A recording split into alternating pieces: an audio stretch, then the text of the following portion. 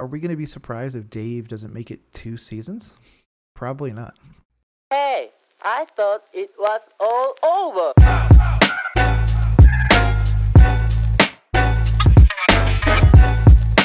Yep, we finally got it. A Rich Eisen reaction to the Carolina Panthers hiring Dave Canales right here. Without further ado, man, we got to give the GOAT his time, his props. He's my favorite broadcaster ever, so shout out to him, shout out to the boys and everybody. So the Carolina Panthers have named their coach. And I know there were some thoughts that maybe they'd go ahead and land Vrabel. Remember, there was talk even Harbaugh would go there. Obviously, that was one that wasn't in the cards because he never interviewed there. Oh, Belichick, didn't you say Right. Tomlin maybe if he were to Right, if he were to pop free because so. David Tepper comes from the Steelers minority ownership group. And everybody thought they were going to wait for Ben Johnson to be free from the Lions. I foresee Ben Johnson basically verbally committed already to the Commanders. Josh Harris and that entire group went out and were not pulling any punches. Adam Peters was by far the best GM. So the fact that the Panthers, my team, decided to go with Dan Morgan and then tout him as, oh, we're bringing a former player back after what we did just did to Frank Reich is a little insane to me. But then we decide to not go get a retread, which I understand the criticisms of a retread, but we overlook some of the opportunities and the coaches that have already been taken at this point. We go and get an interview with Vrabel and all this other stuff. We don't even interview Bill Belichick. I feel like this is a little bit of an issue. Fans are just wanting to move past last year, but are we going to be surprised if Dave doesn't make it 2 seasons? Probably not. The offensive coordinator of the Lions, because they coveted him their last coaching search. And as you know, they've had. Yeah, there's no way. I'm sorry. I know I was talking about Ben Johnson. Ben Johnson is a commander. I don't care what anybody says. Had many different coaches there since they bounced Ron Rivera. Well, Ron Rivera, from the mold, if you will, of Tom Flores, because they're both of Mexican heritage. There's now a new head coach there of Mexican heritage. His name is Dave Canales. Which, speaking of, if you've been a fan and you've been following us, socials are linked at the end and at the beginning. Man, we did this Dave Canales breakdown on December 8th.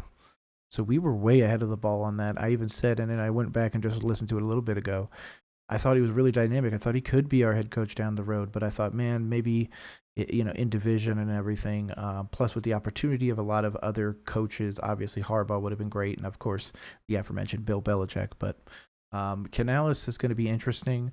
People keep talking about what he did in Seattle, but they overlook the fact that he had Tyler Lockett and DK Metcalf.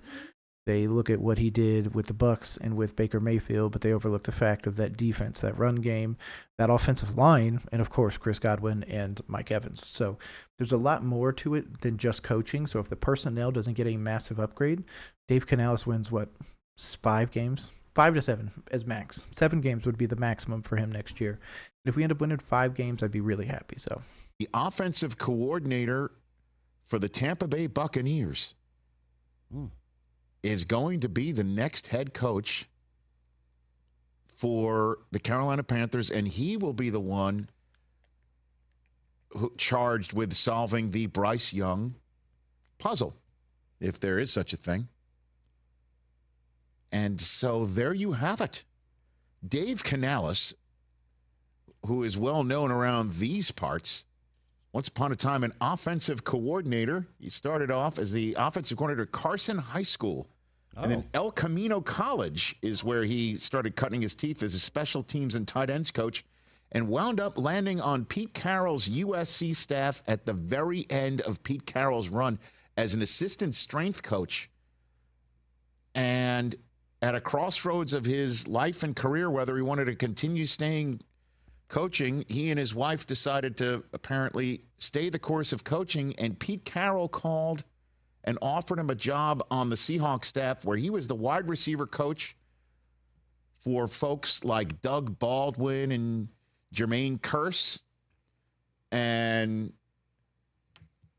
Golden Tate, when he was there for a while, he's the receiver coach from 2010 to 2017, then became the quarterback's coach, passing game coordinator, and was the quarterback's coach for Geno Smith's resurgent season. And that's when Todd Bowles said, hey, I need someone to call plays down here for Baker Mayfield. Are you interested? He said yes.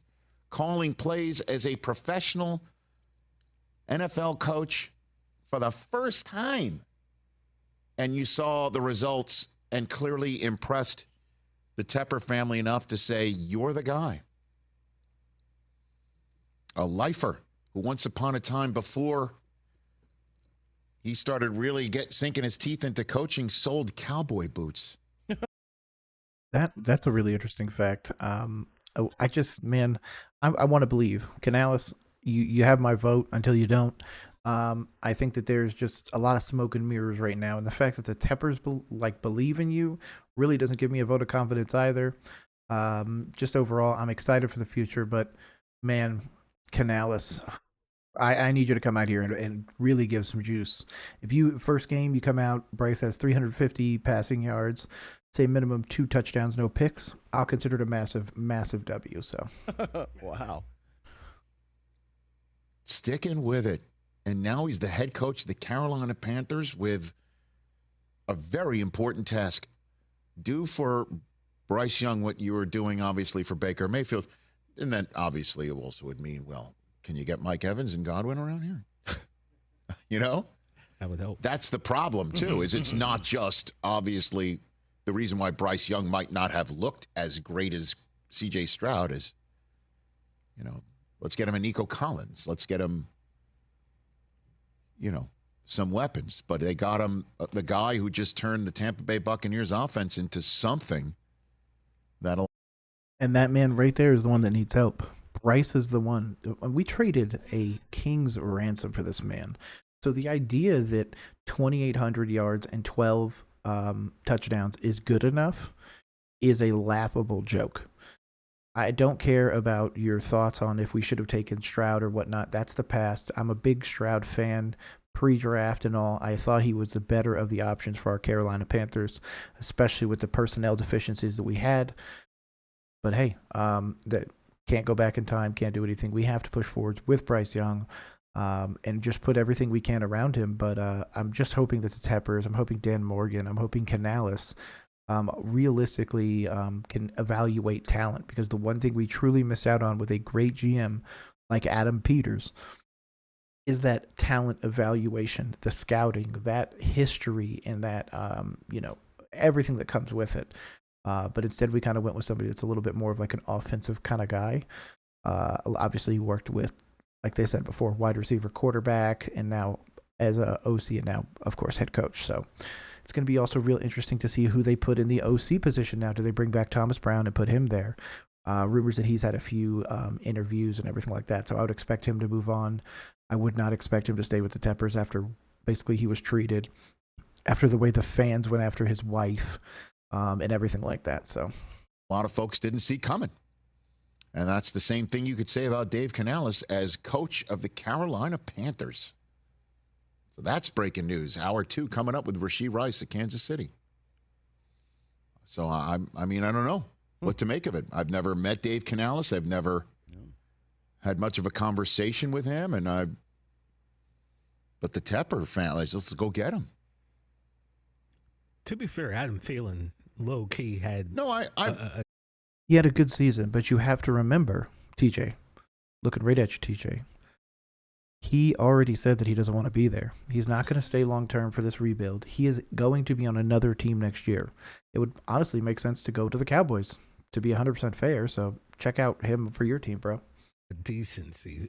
I'm not saying the cupboard was totally bare, but catches. I mean, But not Mike Evans and right. Chris Godwin. No, absolutely not. I honestly don't know what to make of it. It's one of those things again.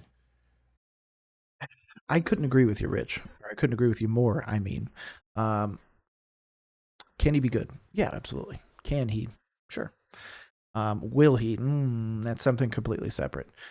Personally, I feel like we put this dude is great. This dude is dynamic. This dude is amazing on too many people. So many people did that with Mitch Trubisky. did that with Zach Wilson. They're like, man, look at this dynamic. This is a future NFL like dude and all that. No, there's more people that are really good at football, really good at calling plays than there are people that are great. Great is not something that should be slapped on anybody. So he's a good hire. He's not the best hire. He's not even top 5. He is a good hire. And I'm just hoping he puts up a great performance. So I'm asking him to do more than what I believe he can even do at this point. But of course, people grow. Rosters are going to change. It's going to be real interesting. But he's a good hire. That's the most I can give you. He's a really good hire. Hey, is he gonna be the next genius coordinator to turn into a head coach who can handle everything? Locker room, personalities, coaches' challenges, OTAs, get your staff that's going to be equally as young and dynamic. Clock management. And that's the whole thing. You do that, you pay someone a little less than what you would have to pay somebody like Vrabel or Belichick. And I keep on turning to what we just saw with the Milwaukee Bucs. They're like, we've got a team that can win right now, and let's get Adrian Griffin in the 43 games in, despite winning 30 of those 43. Go, well, he's not it. Let's get the guiding hand. Let's get the more veteran hand. Catch the Hey, shout out to Rich and everybody over there at the show. You guys are the greatest. But yeah, I couldn't agree with you more, Rich. Again, Canales is a really good hire. I did the breakdown, like I said, on December 8th, and I really enjoyed him. I said he was a little bit erratic and seems just either like supercharged, like really excited to answer questions. So I will be doing a breakdown of Canales whenever he's announced. It should be coming out here in the next little bit. And then, of course, the Tepper breakdown and all that. So if you want to check out that video, more breakdowns, reactions, anything like that, make sure to subscribe to those socials. Make sure to check us out. We are now on Apple, Spotify, iHeart, Amazon Music. We're on all the platforms, so go check us out right there at the link below. Other than that, have a great rest of the day. Peace.